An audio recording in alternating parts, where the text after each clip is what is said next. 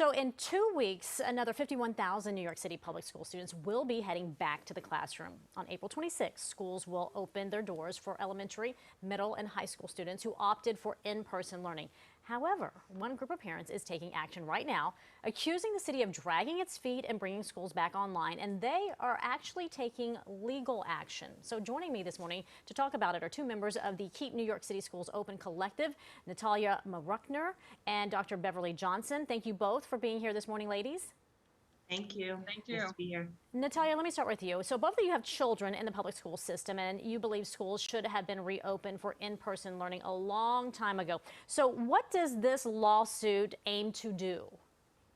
This lawsuit aims to reopen all public schools from pre-K to 12th grade in person with actual teachers in the classrooms, because many of the schools that are currently open have teachers who are teaching remotely. So while students may be coming in 1, 2, or however many days a week, they still don't have actual teachers in the classrooms. They're doing essentially remote in the classrooms with teachers off-site. Okay, so you're saying none of these classrooms have teachers inside of them? No, not none of them. Most elementary school kids do have teachers in the classrooms, though not all. We have been contacted by at least one elementary school that has remote learning in the classroom for kids as young as kindergarten, which was pretty shocking to us. So you want the kids in the classroom and you want the teachers in the classroom immediately. That's what you're asking for? Yes. All yesterday. Let me talk to you, Dr. Beverly Johnson, because you're an epidemiologist and a parent of a third grader. Both you and your husband, in fact, are doctors and have been working on the front lines of this pandemic. You believe that changes regarding the transmission rates and the social distancing are a little bit too late. Talk to me about that and why you think it's safe for both kids and teachers to be in the classroom now. Well, thank you. I am a physician and an epidemiologist and a mother of a third grader. As you point out, my husband and I have been on the front lines of this COVID pandemic, and I base my decisions on science, on what is evidence-based, and I would not send my son back to school in person if I felt it was not safe. And in June, when rules were made, like closing the schools for 3% or a 2-case rule, we still didn't know a lot about this virus. We have so much more information now, so much more data, that the schools are a safe place to be. There was an article that just came out in Pediatrics looking at the positive rate of COVID-19 in children in the New York City schools. It was less than 1%, and the in-school spread was also less than 1%. Schools are a safer place to be than out in the community for these children. Yeah, even the CDC has said that on their website, Doctor. So, Natalia, let me turn to you right now because you took the first step in what would eventually lead to this lawsuit, where you kind of spearheaded this. Have you tried reaching out to the teachers union or members of the city council education committee to support this cause? We have tried. This all started with a petition that was put together back in October, November by a parent named Daniela Jampel.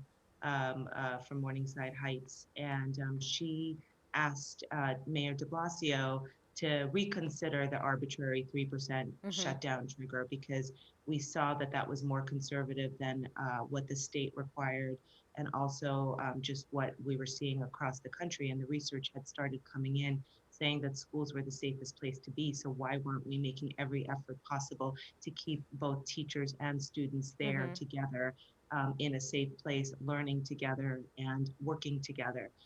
That petition got 16,000 signatures, and we had rallies.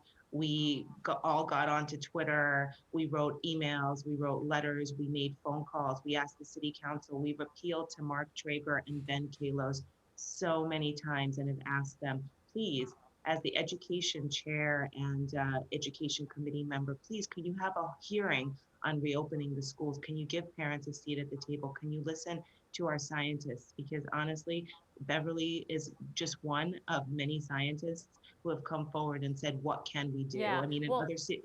Yeah, sorry, go ahead. I was going to say, I want to get back to Beverly for just a second, Dr. Johnson, because, you know, here's the deal, though. A majority of parents are choosing still, though, to keep their kids in remote learning through the end of the year. Mayor de Blasio believes schools would be fully open for in-person learning in September.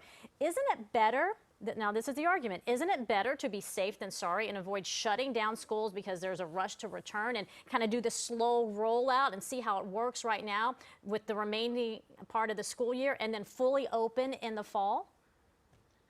Well, I think that's a great question. Many parents have opted for remote learning, and I think part of the education process will be getting out there that school is the safest place for the children. I think by default of parents' choices right now, it's still going to be a slow rollout of the reopening.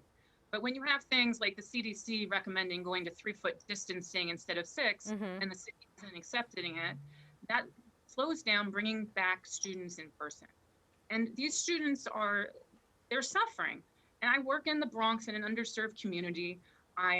Many of my patients are uninsured, they're on Medicaid, and they're not able to speak out in the same way as I am due to language barriers, fear for their immigration status. Many of them don't have working phones, let alone internet. I have patients who are in homeless shelters. And these kids are really suffering. And this is why I wanted to speak out, because someone needs to speak out for the people who can't speak out for themselves. I hear you.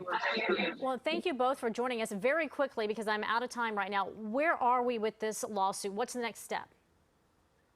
It's being filed just as we speak, and that's the complaint, the letter of complaint, and then an emergency injunction will be filed later this week. All right, ladies, thank you for explaining it. Would love to speak to you again as this thing goes through the system to see where you are with it. But thanks for your time today.